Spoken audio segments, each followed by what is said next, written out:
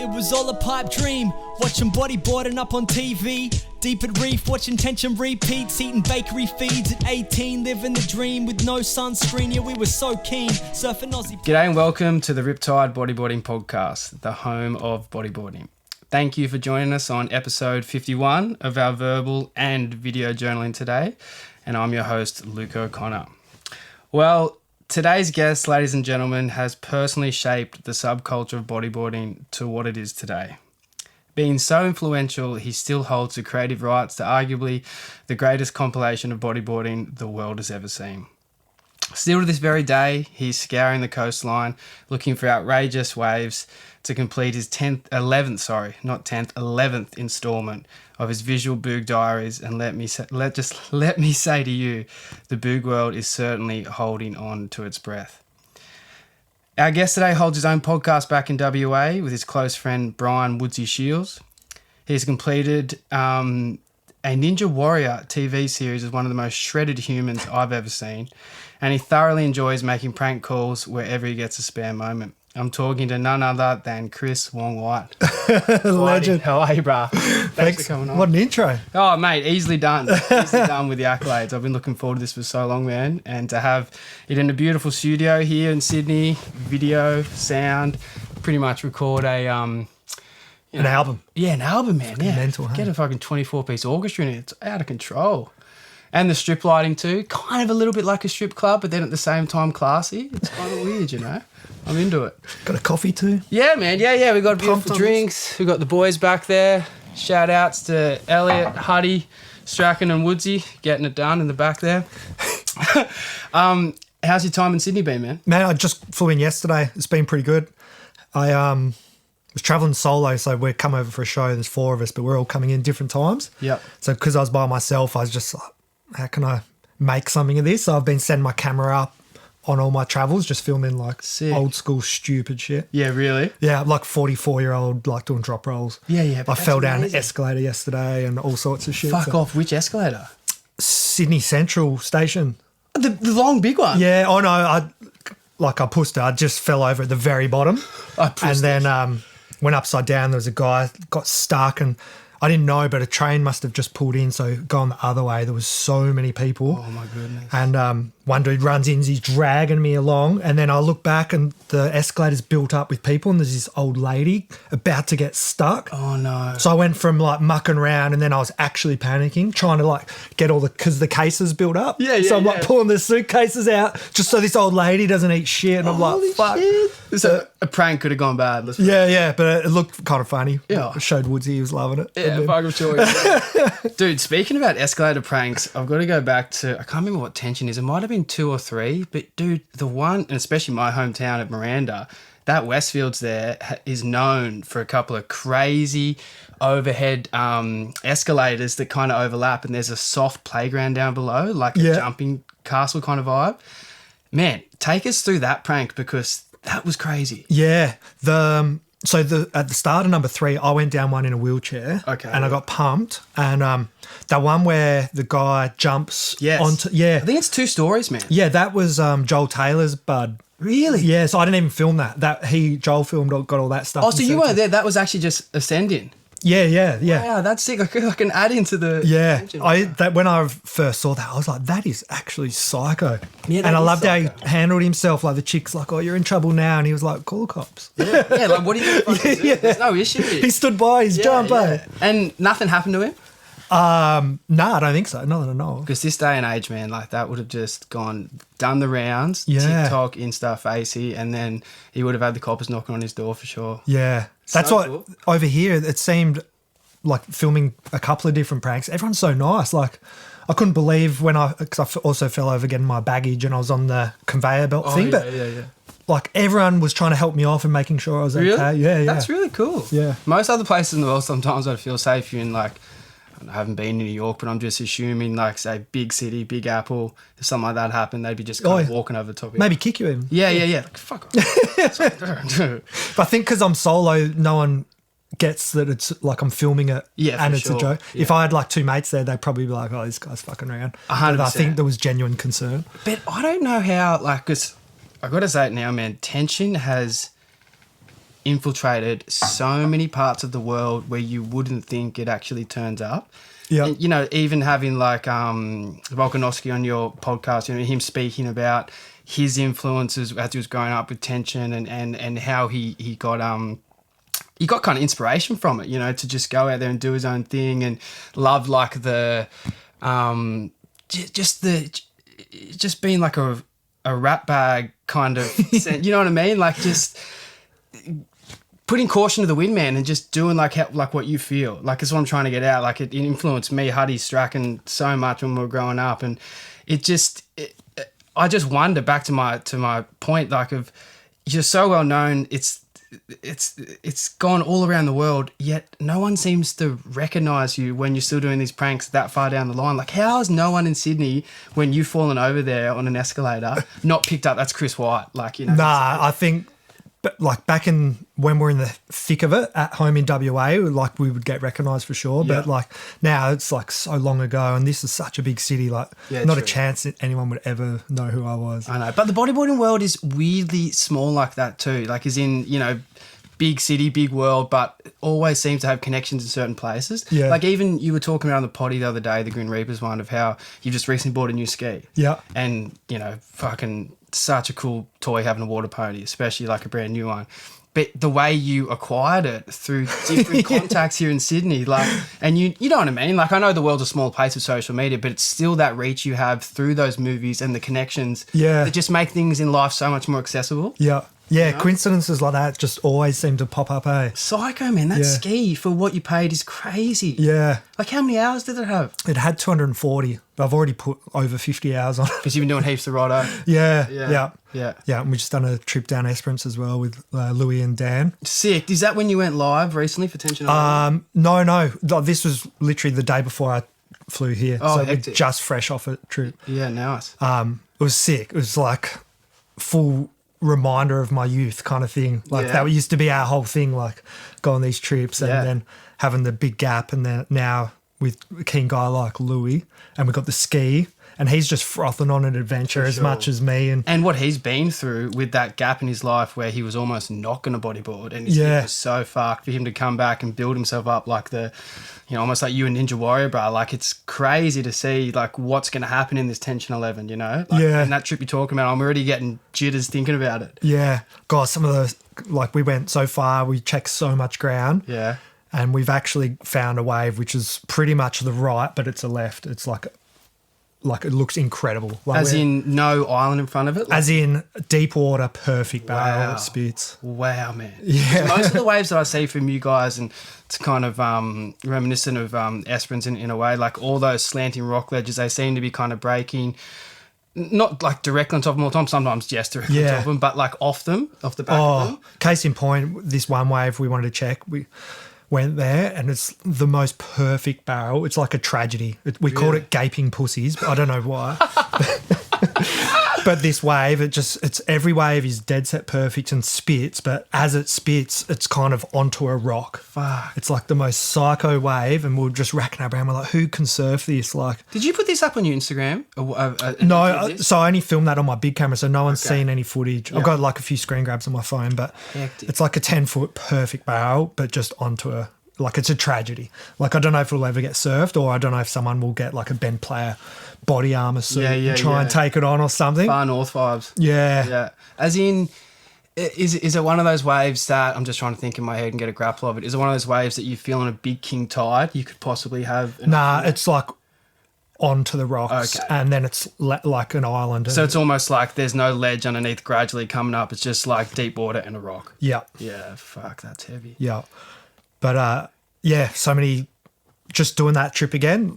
As we're searching the first day, we just got skunked kind of thing, and your confidence goes down. You're like, fuck, is there more waves out there? And then the next 24 hours later, we're like, my God, we got 3 waves that no one would have ever even seen. Yeah, 100%. So you just kind of go through the waves when you're searching, like, the emotions of it all. Yeah, like it's full up and down. Yeah. Like, and one day you're like high as a kite, the next you're just like, oh my God, my life's over. And on that trip, to be honest, like, there was this one wave that we'd seen 16 years ago, and I just had this vision. We couldn't surf it that day, and I've just always thought I want to get back to that wave one day. Like one day, that's the wave. It's like so this was J-Bay. back 16 years ago when you were filming Tension. Post Tension even, Post Tension. Wow. Yeah, and we were with a big crew, and we got right in front of it, and it's so remote. And our crew had split up, and we were low on fuel, and there was so many factors. Yeah. But finally got a means to get back to this wave, and then we get there, and it's just not what I thought it was. It was there was a couple of good ones,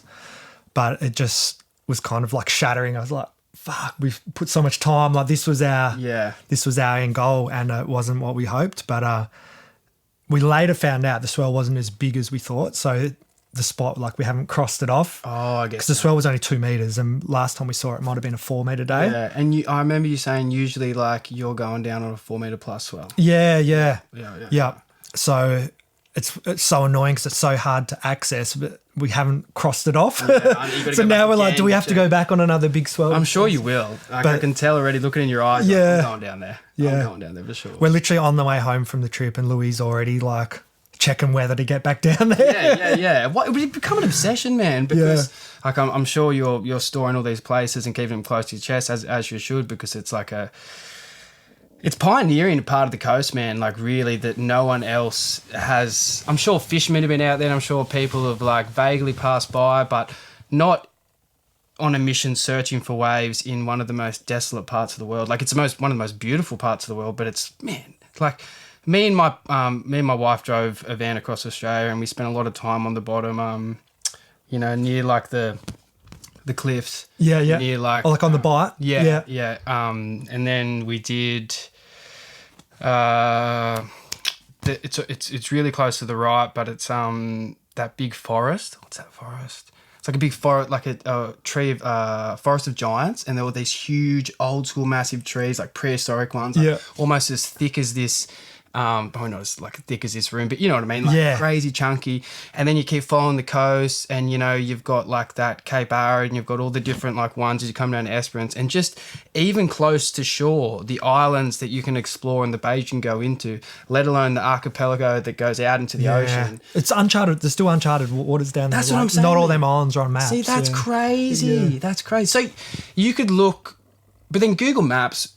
That's taking a satellite image. Would that show it up? It just wouldn't be named? Exactly, yeah. Yeah, wow. So you've got a couple of them looking at going like, this hasn't been looked at, and I don't know what that's called, but you've got it saved in regards to going there? Yeah.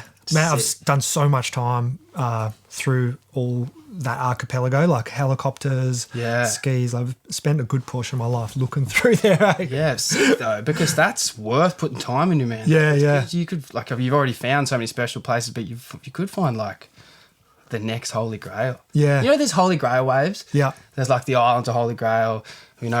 That Bommy down the south coast of Holy Grail. There's one at Wollongong that's a Holy Grail. Like we all know their names, North Point Box. They're all amazing waves. Yeah. But it's like when you find that next one that's going to be like people will, like Skeleton Bay, people will drop their lives to go there. Yeah. If you find a wave like that and people start to see it and know about it, like, man, the world just gets bigger again. Yeah. You know what I mean? It gets bigger. We all think it's so much smaller than it is, but really, like, there's so much shit that we have not seen yet. Yeah, 100%. I spend way too much time on Google Earth. I was just about islands to ask across that. the entire world. Yeah. That's, I guess, what the biggest motivation for me to come back and do another movie is to find these new spots. Yeah. It's sick you have the motivation too, man, because out of the tensions, like 1 to 10, you covered some ground, man. Yeah. You covered some serious ground. Like how many, I think you said the other day in a potty, but you did like 13 or 14 Hawaii seasons in a row? Yeah, not in a row, but I think, total. Total, sorry. Yeah. So that's incredible to even go back to that rock and to kind of make that pilgrimage that a lot of us in our younger years, man, like we started following that pathway because we could see it was a rite of passage almost to be a bodyboarder, Yeah. Your trips to like the Philippines, I'm sure that's why Strachan, the sound engineer for this potty, actually, was so stoked to go there too. He did a trip with Kingy and Lester with Turbo and I remember him saying before he left that, seeing all that footage from Tension, and that was it Tension 7 or 8, man, you had a banging section in the Philippines at Cloud9. Like Winnie was there. Yeah. Virtue was going crazy. Brad Hughes was going crazy. Hardy was there. Was Hardy there? I definitely know the first. There was the three were year there. where Virtue lost his pants. I Yeah. think that was around the Tension 4. Yeah, and that was in the comp, wasn't it? Yeah. And then, we did a few trips there. Hey, I think maybe it could be in 6 even, but it kind of, a lot of them blend into one. Yeah. Oh, man, when I watch your tensions too, because you have gone back to the, not exactly the same spots, but same areas as well with the pumping waves, they almost sometimes blend into one because it's like there's so much footage in there and so much crazy shit. Like, I forgot about the cardboard cutout of Winnie. Oh, in Mexico, yeah. And the fever one, and he's just carrying it around. And then there was the AFL game that you got it up in. Yeah. Oh, yeah. Yeah. I forget about that. And they're only like 10-second clips, but you see them and you're like, holy shit. Yeah. And it made it on the TV, hey? Yeah. It was on the big screen.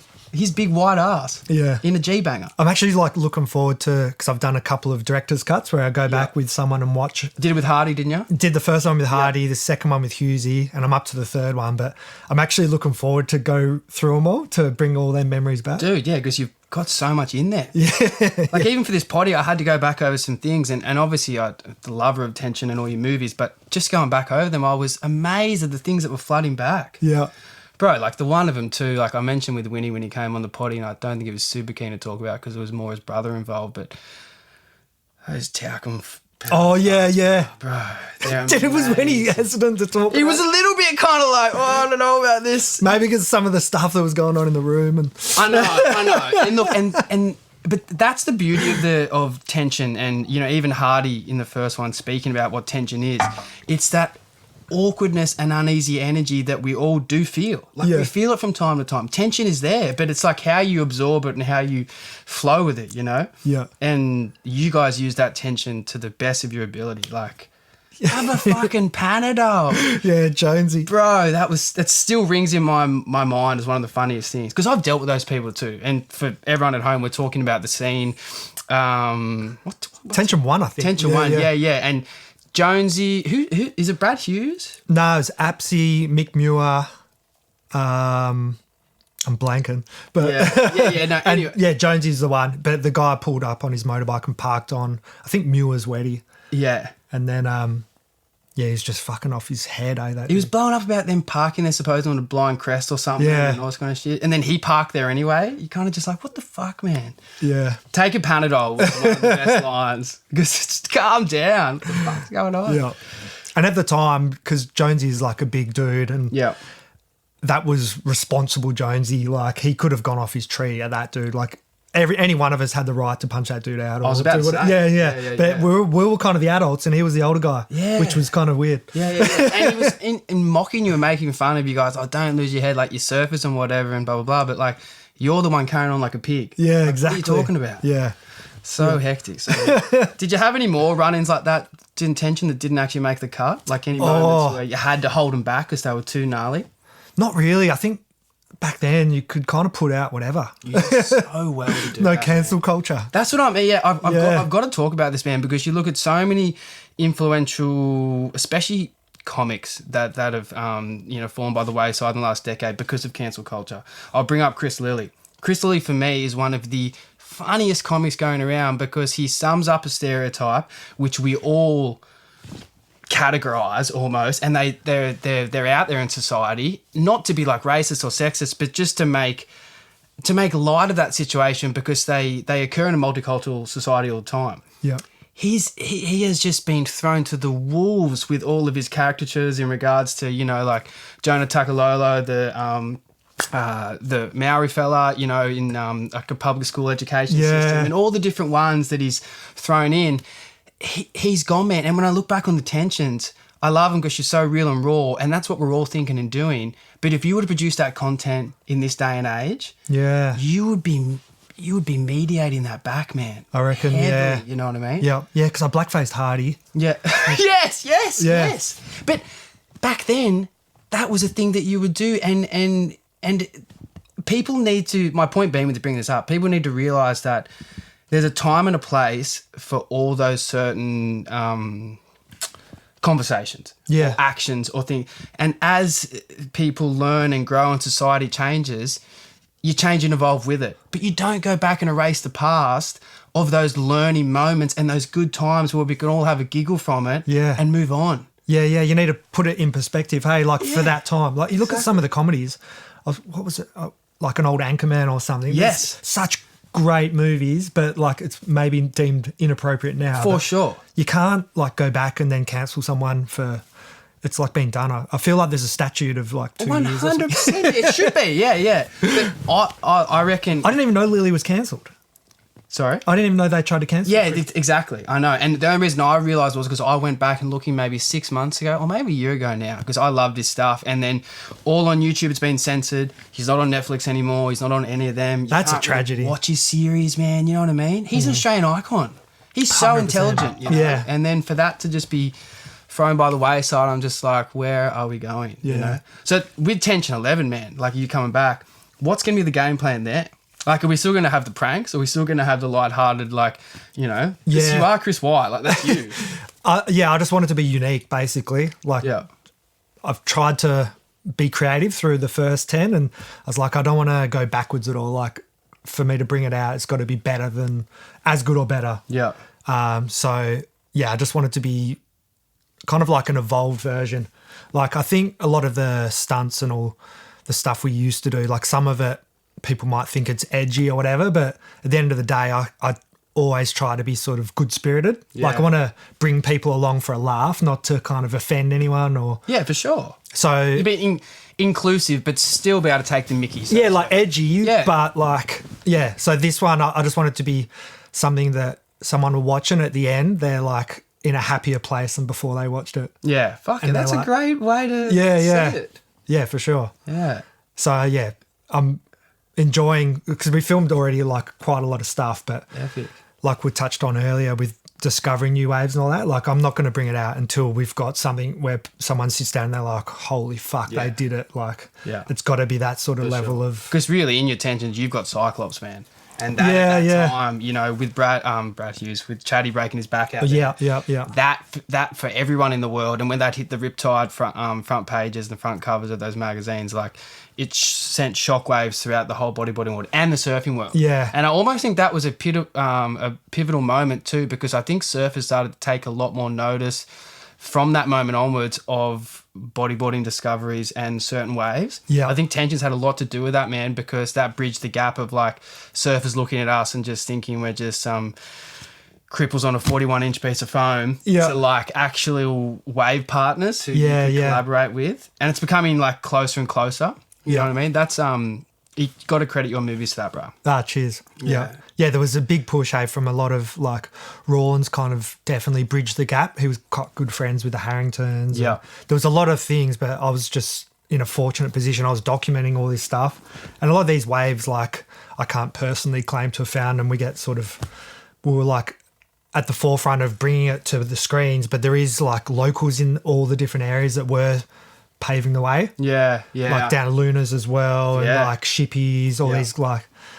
And that's what's sick because, like, obviously I've been so long out of it and now coming back into filming again, I get to meet, like, this new generation of people that some I still have a connection with them because they used to watch a bit of it and now I get to see... Just not a bit, man. Like, idolised it, honestly. Yeah.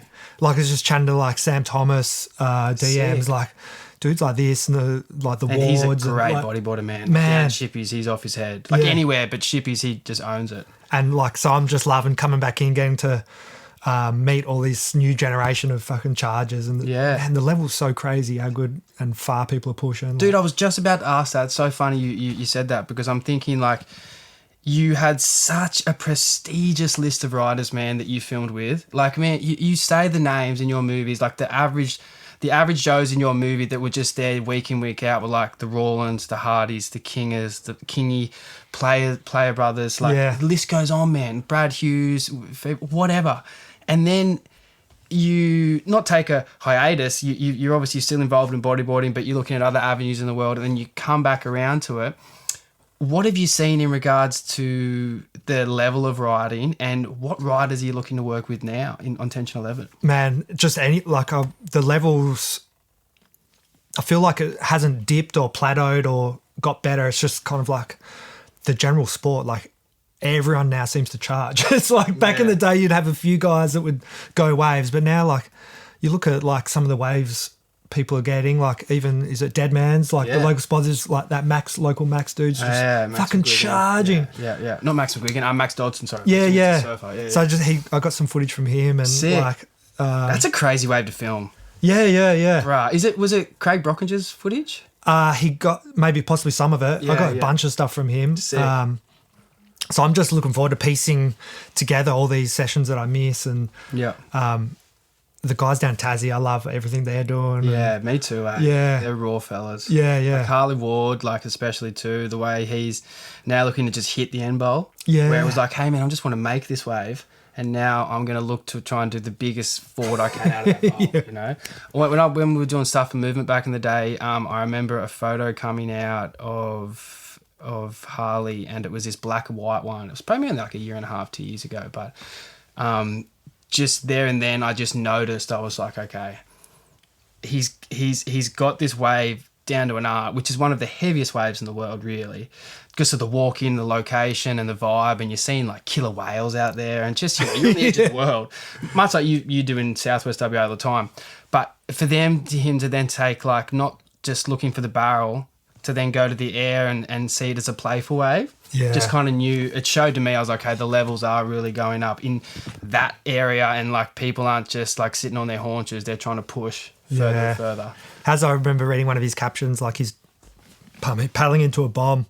He's like, I knew I had to make this one because the one behind it was even bigger. It's just like that mentality. Hey, yeah, the mind frame. Yeah. Like, I'll make this, and if I don't, I'll still cop the consequence the next time because I know I want to do this. Yeah. Dude, Charles Ward has a really wild story. How's this for Charles Ward? Classic, like, throw caution to the wind, but also throw caution to the wind to my feelings and emotions at the time. He didn't realise it, and I'm only having a laugh now about it, but we were about to paddle out at Chippy's on an afternoon. He'd just come down in the Arvo. It was pretty big in the morning. I tried to paddle, got like 2 waves and literally came in, and the boy started towing. And we're going to go back out, and Charles is like looking at me and he's like, oh yeah, it looks pretty good. Tide's coming up, wind's still good. Like it's going to get lighter. The wind's going to get lighter, it's going to get better, and tide coming up will make them hold better.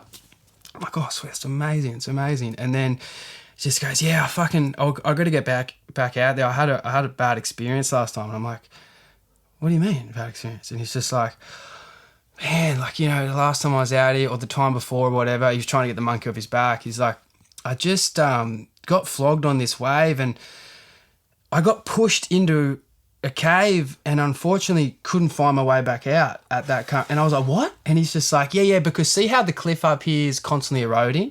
And I'm like, yeah. And he's like, well, those boulders that are falling down are actually falling into the wave. So it's actually, the bottom's changing a lot of the time. Yeah. So when those boulders come over, if it's a new set of rocks that have just slipped off, you get pushed into an area. You don't even know it's fucking there. He said that he had to de-leash and he had to swim for a further like 10 or 15 metres until he saw light and actually got up after the second wave. So gnarly, hey? Yeah. Louis was just telling me that story. Oh, really? On our last trip, yeah. Oh, had he told Louis? Yeah. Yeah. He was saying like, he had a big break from surfing from that spot. Yeah, man. I don't blame him because that's like life or death. Yeah. And you're not, like, I've only seen the locals down there recently. I think they've put in for a ski. Yeah, I read that. Which is sick. Yeah. So now there's always a safety kind of element. Because if you go surf that by yourself, and Charles does that, like Charles will just walk in, it's his backyard, and do that out there, like, you're playing with fire. Yeah. Like, massively. Yeah. And some of the trips you guys have done, you know, I know you've occasionally run out of fuel or had like slight blowouts, you know, with like equipment and stuff like that. What kind of situations have you found yourself in regards to like being remote and out there and just kind of thinking this possibly could be the end? Yeah, definitely the Chad one that you brought up earlier where he broke his back at Cyclops, that was definitely the heaviest situation I've been in. Yeah. Just with the feeling of a little bit of guilt because I was the one that drove the ski there. Yeah. And you were running the missions. Yeah. And I've had a couple of other heavy ones down around the same region with some surfers. Brad Norris. Yeah. Oh, I did hear about this one. Yeah. You got a 2-wave hole down at the right, was it? He's had that as well. But in Esperance once, we went to this other wave that was like really psycho, and he got lipped on like a 15-footer, hit his back on the reef and kind of locked up his spine a bit, so he couldn't really move too good. And did you have an inflation vest on? Yeah, he did. Yep. Yeah. But just like seeing him like get him back out into the channel, he's just laying on the sled like motionless. Sure. It's that same sort of feeling. Like, like he could be dead. We're pretty far out. Well, yeah, we didn't know if his back was actually broke or whatever. Yeah. But we got a little bit better as far as precautions. But You then taking EPIRBs out? yeah, but that last trip we're just a few days ago, we're back out there and I'm like, fuck, I never got that EPIRB. So I was like, the feelings come flooding back. They do, man, yeah. Like where that wave I was telling you, like at Gaping Pussies, like I'm trying to get some footage of this wave. And like if the ski cuts out in that point, we're like proper fucked. Yeah. Wow. And then things cross your mind. For sure. So this is like 15, 20 Ks out. Like you're out. Yeah. And really, like, how are you carrying that much extra fuel on a ski? Like, what do you got, a 20-litre jerry can? Yeah. Well, we'd been exploring the day before, so we'd already used our jerry can. So we had 10 kilo, we had 10 litres of fuel, but that was back at the car. Yeah. Okay. So that trip, I have a pretty good understanding of now of once it starts beeping how far we've got. Yeah. So I kind of in the back of my mind knew that we were sweet from a fuel point of view. Oh, thank But God. it's the factors that you don't, like navigating new channels that you don't know where waves can break. Yeah. So And currents too, like if you're getting pulled, you've got to go against certain things, and I'm sure there'd be a lot of different currents and swells out of all those islands, like refracting off each other. Yeah, but it's one of them times, almost not having the gear and being in that danger is in a little way appealing, because like when we got back to land, we're all kind of happy to be on land again, and that feeling, I think it's almost brings you back, because you want to be in a position where it's not normal life, it's kind of extreme. I don't know, it's weird. Yeah, but why do you live on the extreme all the time? Like, it's amazing to see what you've achieved. Like I can almost sense that that's your drug of choice, adrenaline, you know what I mean? Because you are going for a buzz, whether it's chasing ridiculous fucked up waves, whether it's skating big bowls, whether it's like hitting like, 4 foot closeouts going 15 foot in the air, whether it's being a ninja warrior and trying to like tone your body in to be a weapon, essentially, like, physical weapon. Like what you were doing in those courses, man, like hats off to you. Like I enjoy doing a little bit of workout stuff at home where it's like doing 3 sets of 15 round pull-ups or doing push-ups. And when at the end of that, I'm like, oh, fuck, I feel great, man. I've done like my 50 pull-ups for the day, or 100 push-ups, or sit-up, like whatever it is. And then you think about the training that you must have endured just to even get to the level to qualify for Ninja Warrior. Can we talk a bit about that? Because it's a fascinating thing for me, eh? Like to dedicate your life solely to making like this show that really you didn't have a guarantee of getting on, even if you like put the time and effort in. Yeah. What was the journey like? Oh, I was sick. It was just went from being in Calgary on a camping holiday with my kids, and the show came on, and I just remember my son, he's like, oh, could you do that, Dad? And when you have that genuine, like I just didn't know. I was like, fuck, I'd love to know. Like I think I can. And then I just thought, oh, may as well try out. And then there is a bit of a process. You go to tryouts, and they're looking to make sure you're physically going to be able to do it, but they're also looking to see what kind of person you are, I think. For sure, yeah. And then, once I knew I was on the show, the training was like as hard as you possibly could. So what was the training like, man? Like what's a day like, and what's the diet like? Yeah, I just wanted to lose a couple of, because the lighter you are, the better. Yeah. So you don't want any weight in your legs. So you just want fatigue your muscles less if you're lighter. Yeah, exactly. Yeah.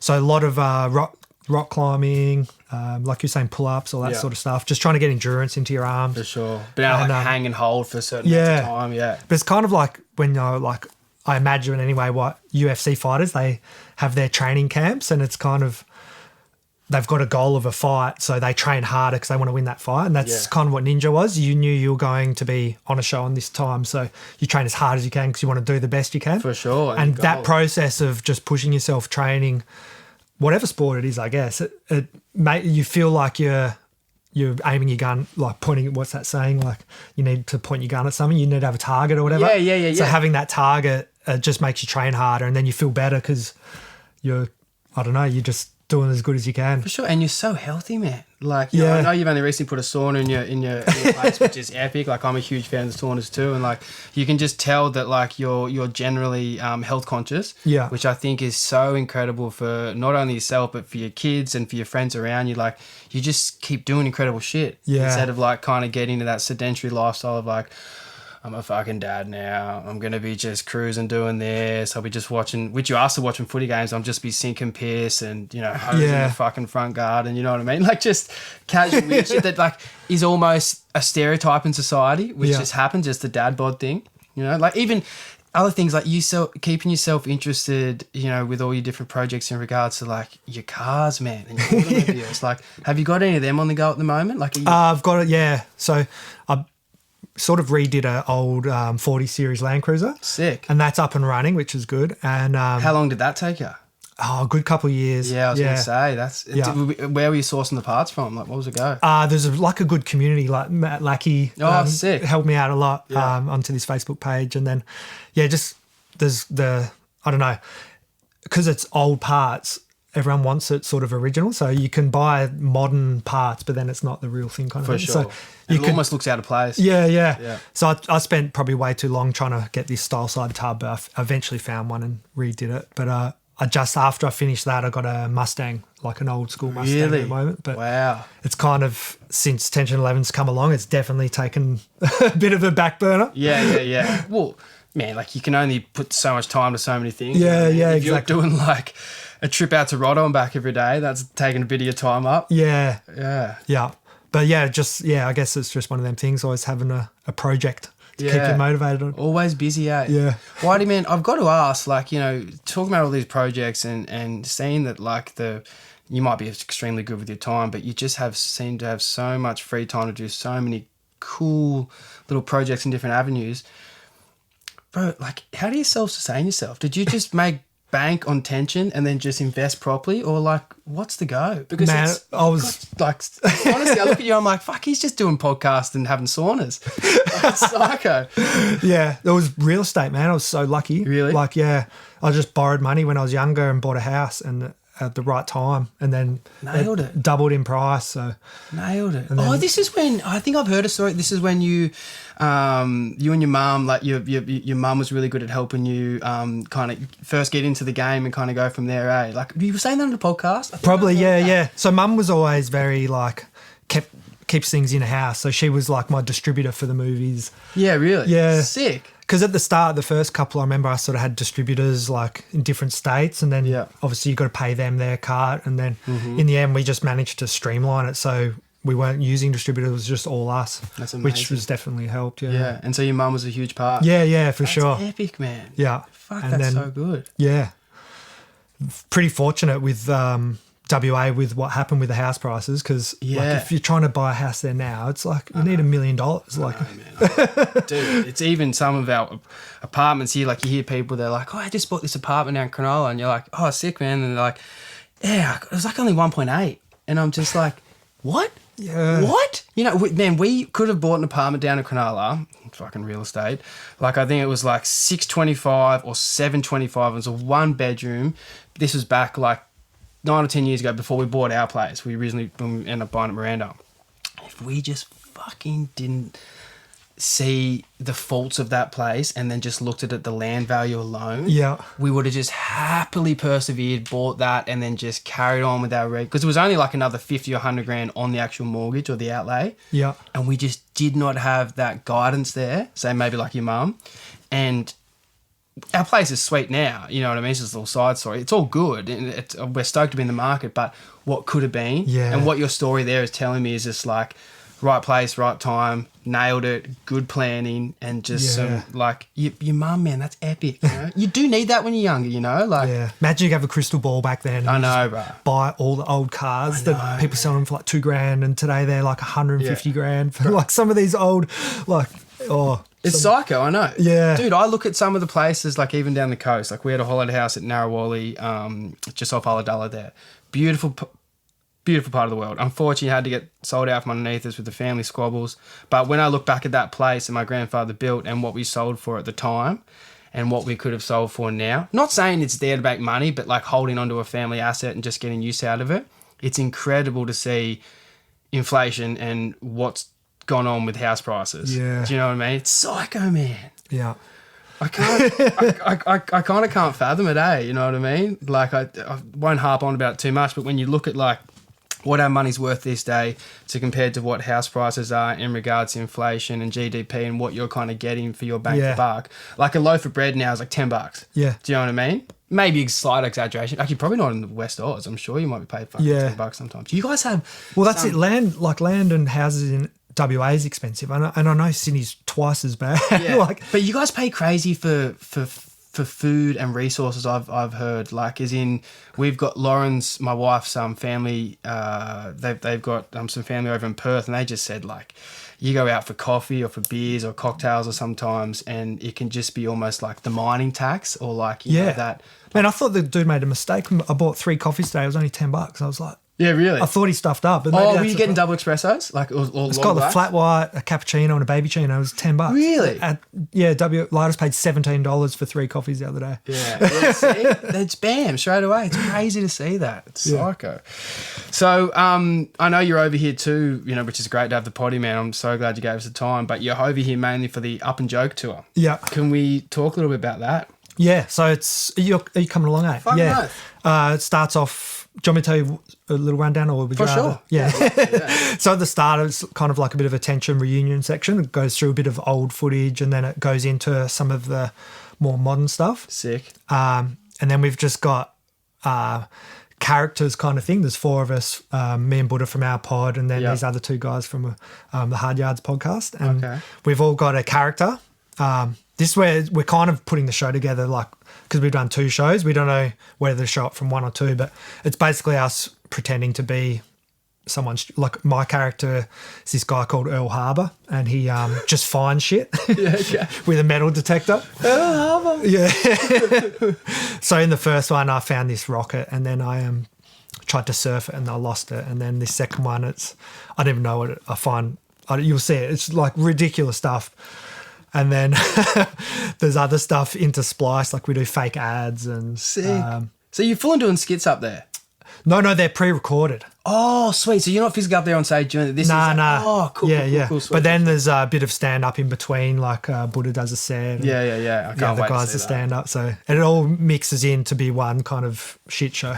yeah, like a big, like, let's get together and have a go kind of thing. Yeah. Dude, it almost sounds like one of those Swellian nights. Yeah. They're great, man. You're only on their podcast recently, actually. I did one of their live shows. Yeah. How Fucking was that? Funny lads, eh? Yeah. It was really fun. Yeah. And you had Creed McTaggart up there. Yeah. And Ant-Man. Yeah, and Ant-Man, who's a local shredlord from WA, hey, like a big wave guru. Yep. Yeah, sick. Yeah. I actually heard Creed during that potty, now you remind me, giving shout out to James Cates. Yeah. He's loving Kate. Get Catesy up here. We're the best bigs going around. Yeah. He's a funny dude. Yeah, Creed is a legend. Hey, that was the first night I actually met him. Oh, yeah? Yeah, it was cool. Yeah, he seems great. Again, and that's the culture that we're talking about too, of that, you know, shortening of the gap, so to speak, in regards to surfing and bodyboarding. Like Creed McTaggart, easily one of Australia, if not one of the world's best free surfers at the moment. Yeah. And then you've got him talking so highly about bodyboarders who you know, he's surrounded with and engages with on a regular basis. Same as like Noah Dean, Harry Bryant, like all these fellas, like, it's insane to see, you know, that sort of progression. And I guess you didn't have that back when you were Boogan Man. You know what I mean? Like you had, like I'm sure you had like surfer mates like we all do, but there was a lot more of a divide. So what have you felt like coming back into the sports and really ramping up? Have you seen more cohesion, or have you? A little bit, yeah. Yeah, sick. Like someone like Taj, we used to sort of see him at some of the spots we go to, but we weren't like hanging out. Yeah. Like today, the generations, seem to hang out with these guys. We were definitely separate. Yeah. Wow. We were just in our own bubble, man. We didn't even know them guys. Yeah. Knew who we were or took notice. But yeah, well, they definitely did. Yeah, it's always a spin out to then talk to them years later as an adult. Yeah. They're like, we used to watch all your videos or whatever. For sure. Dude, I'm sure they were watching those videos trying to find where waves were. Oh, yeah. A lot of them tell us they used to like down near the right at the start, they were parking cars behind trees, waiting on the side of the road in the hopes that they'd see us in our ski and then they would follow us. No way. Did they ever do that? They did that, yeah. Really? Wow. It's wild, hey? That's hectic. Yeah. And it's going to happen again once this new spot. Oh, my goodness. People are going to want to come. I was just about to say, you're going to have to somehow keep that on the DL. Keep a close-knit circle, you know what I mean? No crazy land shots in the footage. Oh, mate, there's nowhere. Well, there's no land. Yeah, fuck, what am I talking about? There's no island, nothing. Yeah. That was actually one of the complaints I heard recently talking about in-house, like boog news. You know that recent release from the Riptide movie, The Kangs? Nah, I haven't seen it. I watched it, loved it. You would know the waves too. They're all littered through South Oz, and especially in certain spots where we all know they're heavily populated, really good waves. They use a lot of land angles and going back towards the land, and the lifestyle stuff, which, fuck man, like amazing. But at the same time, there's almost an unwritten law, as I know you uphold, in regards to like showing those land angles at those undisclosed spots to give key indicators to people that they can pick up on. Because it doesn't take much of a quick like flyby to be like, pause that. Oh yeah. Google Earth. Oh yeah. You know what I mean? And then the cogs start turning. Yeah. So during this movie, Gabriel Medina and the other surfer. Anyway, there's this wave very close to Cactus, and it's a very tidal wave, and you've got to get out there in a certain time, and they're showing these spots and these places of it. And some of the feedback from the Boo community, especially the drag boys, I don't think they were too happy about it, which rightly so, like no qualms about that, just kind of piped up in a couple of the comments online, and kind of let that be known that, like, you know, it's got to be tapered off a bit. Yeah, it's such a fine line, hey, with exposing spots or whatever. There's ways you can go about it, I think. Yeah. Well, you've done it really well, man, because did you ever cop any backlash with certain for sure. Did you really? Yeah, okay. yeah. What was some of the main spots you caught backlash at? Oh, any remote spot, right? Like no one wants, if there's a local and that no one wants to see their spot getting shown around, potentially inviting people. And I don't want to do that. I don't want to attract people to someone's spot. So there's always that fine line. Yeah, like we have spots that like you just can't show. Yeah. But then I want to find the ones that you go to and there's never anyone out. So I can show it. No one knows where it is except me. Exactly, yeah. And I'm not offending anyone. There's no politics. Yeah. The politics. It's fucking political these days. Yeah.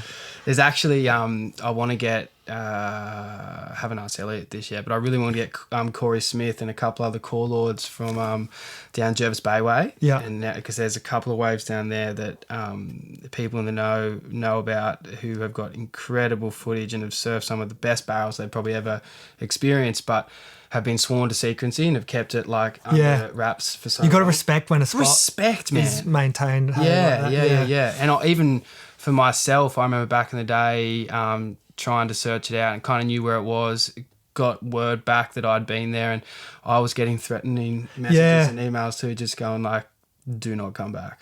So on that end, I fully respect it, and I can see why that is undertaken at certain areas, you know what I mean? Yeah. Because you can see what social media's done. Yeah. You know what I mean? It's psycho. Yeah.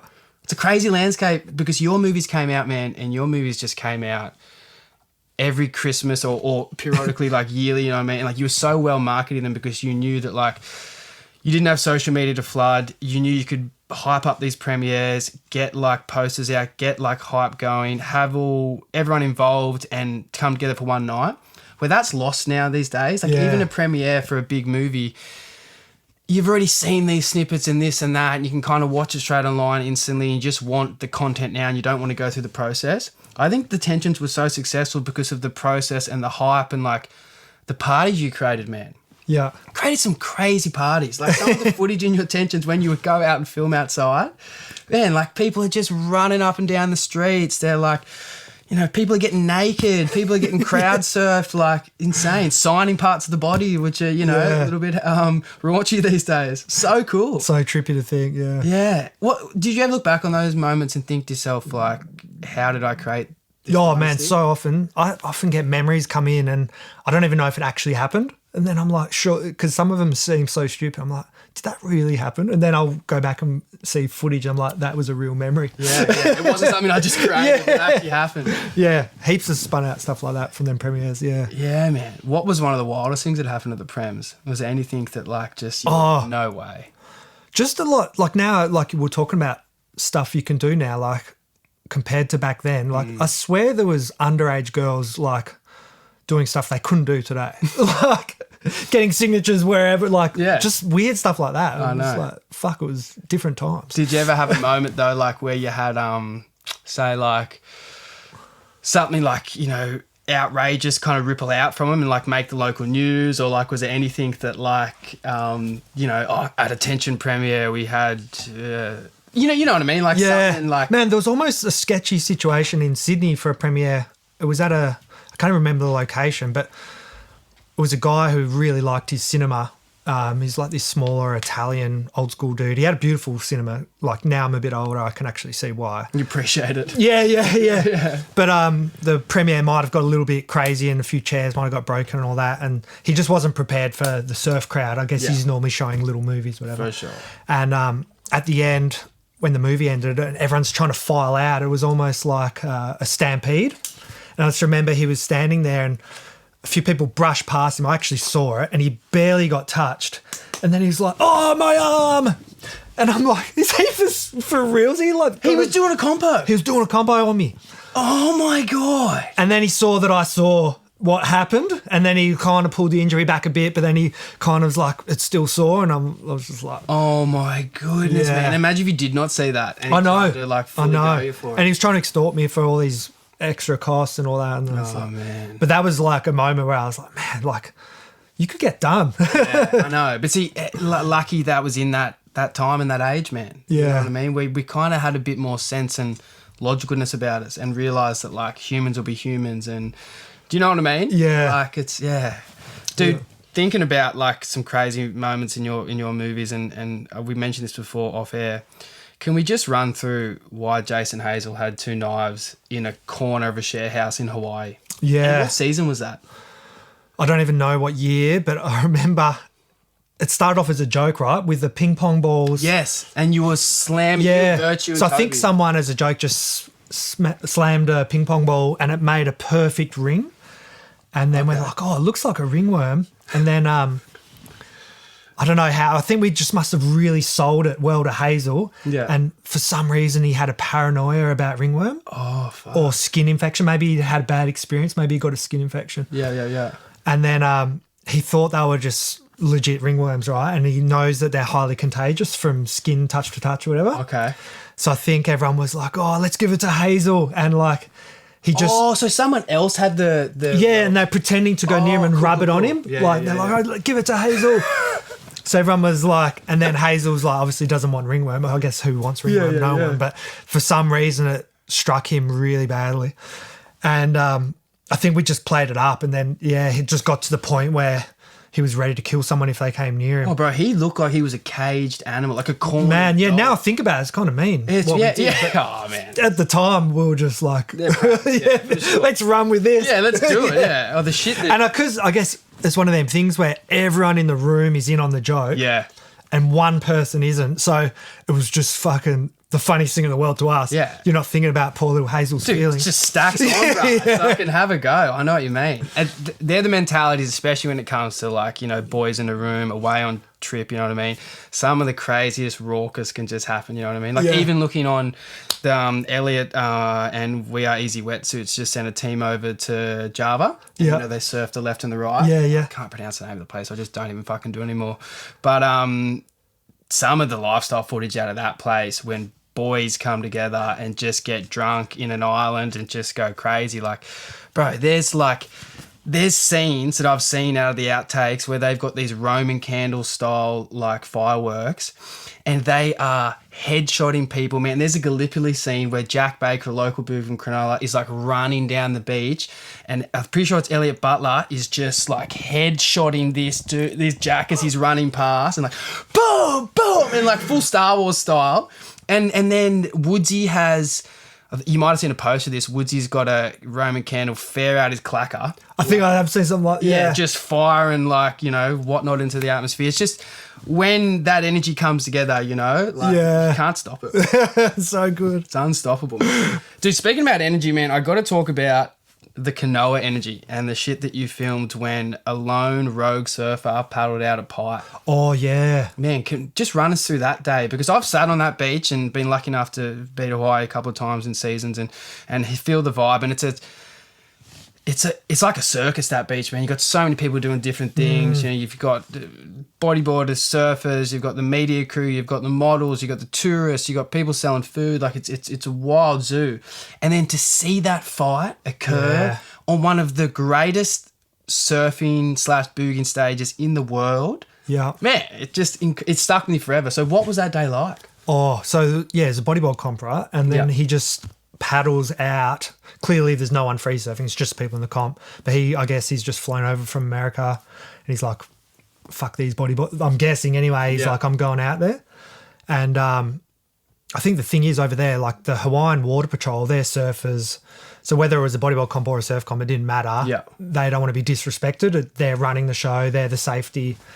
And it is disrespectful either way. Yeah, yeah. You know what I mean? So I think like they tried the polite way, like telling him to come in, right? And it just wasn't working. So then I guess Kanoa's, he was the enforcer at the time, he's paddled out and giving him some cracks. Oh man, didn't he give him some cracks? Because there was that first kind of 10 seconds interaction in the water and you thought they might be talking it out. Yeah. And then in your footage you just see a big right come over and then they just keep coming. Big shots. He's a big dude, Kanoa. And then the guy comes in and then I don't know if he earned the second beating or whether it was just let's finish the job. Yeah. But then I think it was Kala maybe finished him on the land.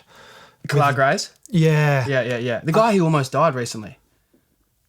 Did he? You know the guy who got knocked out at pipe and he was knocked underwater and almost lost his ability to surf and he's slowly making his way back. Is that Kala Grays? I don't know. He's the one that was the enforcer on Blue Crush. He's got the triangle tattoos with like... Well, he was the guy... I might be thinking about someone different. He anyway... I think the guy came in and...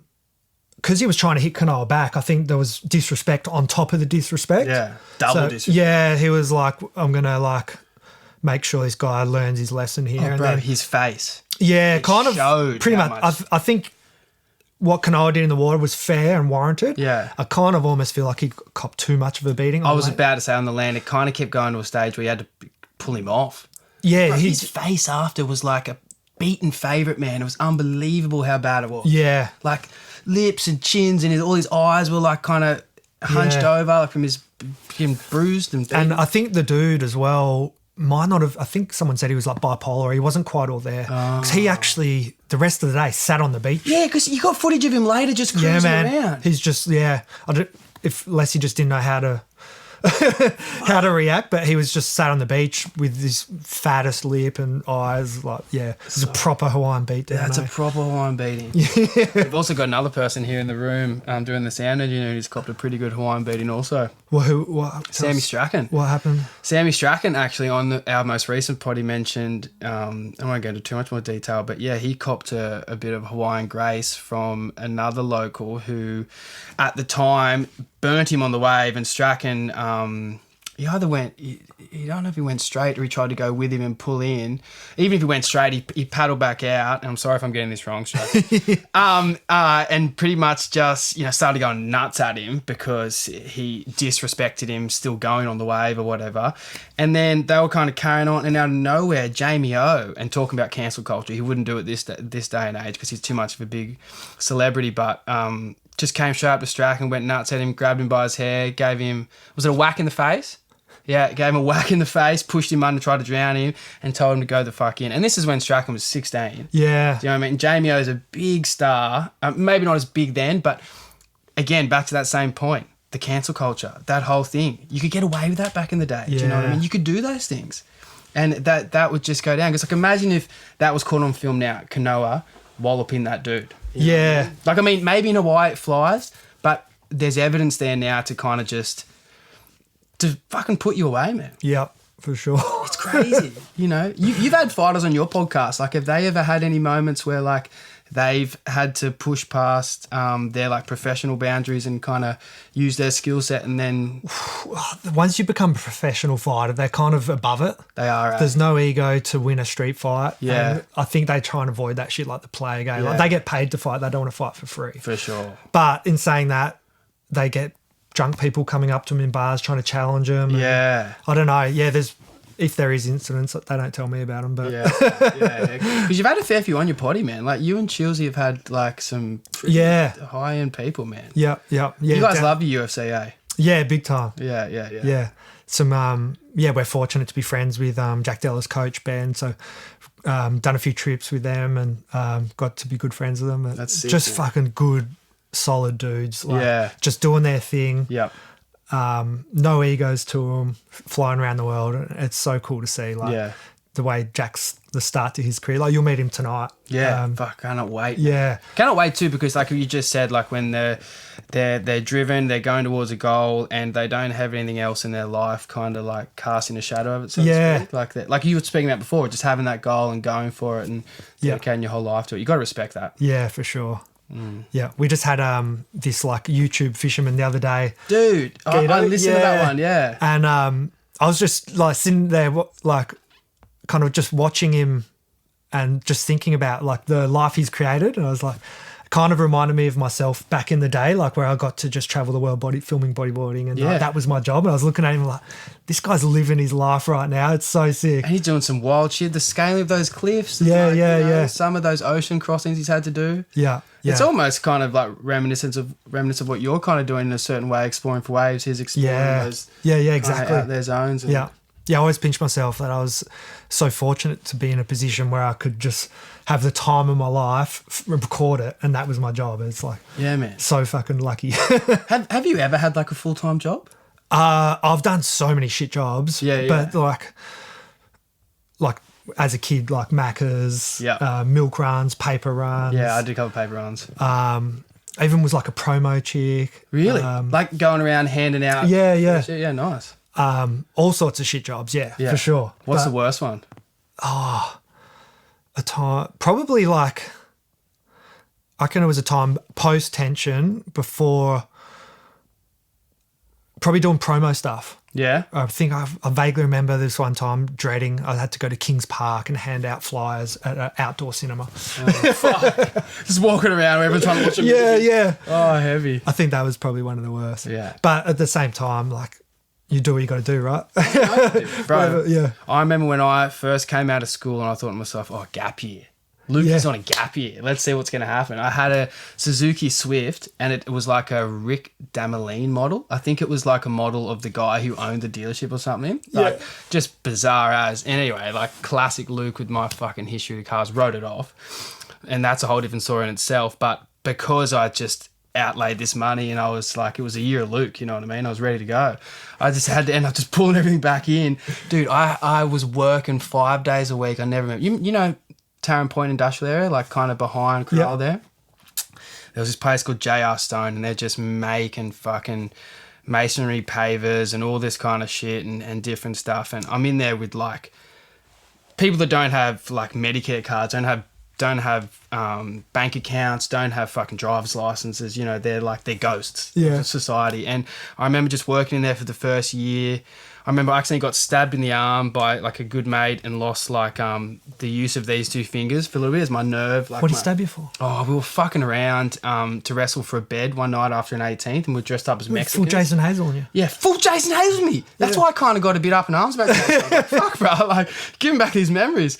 But yeah, and I remember I pushed him back onto a table, and our mate, who its house was, he was still at the party, and his dad was in the other room, and he could hear us. And like, what the fuck's going on? And I pushed him, and they just got back from Japan, man.